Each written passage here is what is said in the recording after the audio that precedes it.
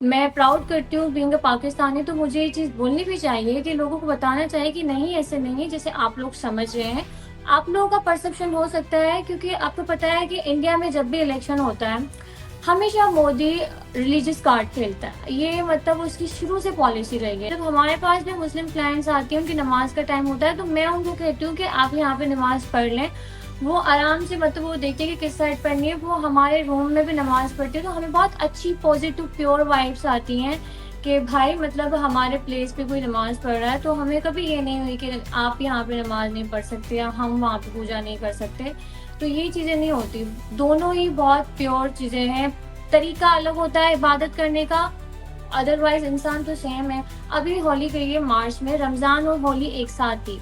रमज़ान की स्टार्टिंग में सैलून में इतना काम नहीं होता है, तो हम लोग रमज़ान में होली के टाइम पे घर गए थे सेलिब्रेट करने अपने गाँव में। मेरे भाइयों ने पहले सबने अपने घर में सेलिब्रेट की, उसके बाद मेरे भाइयों ने जाके गाँव में सेलिब्रेट की थी अपने मुस्लिम दोस्तों के साथ।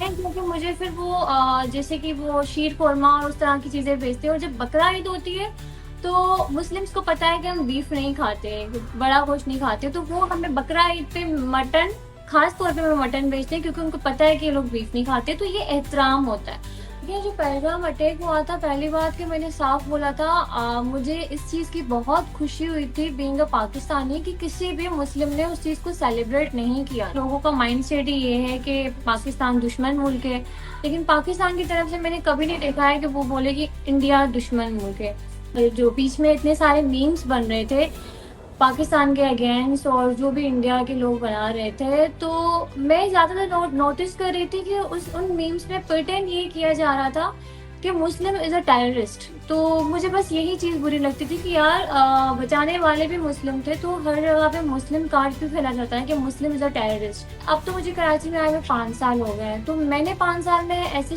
एक दफ़ा भी ये फेस नहीं किया कि मुझे बाहर मार्केट में किसी ने टोका हो कि आप कौन से रिलीजन से हैं, या तो फिर आप कहाँ से बिलोंग करती हैं।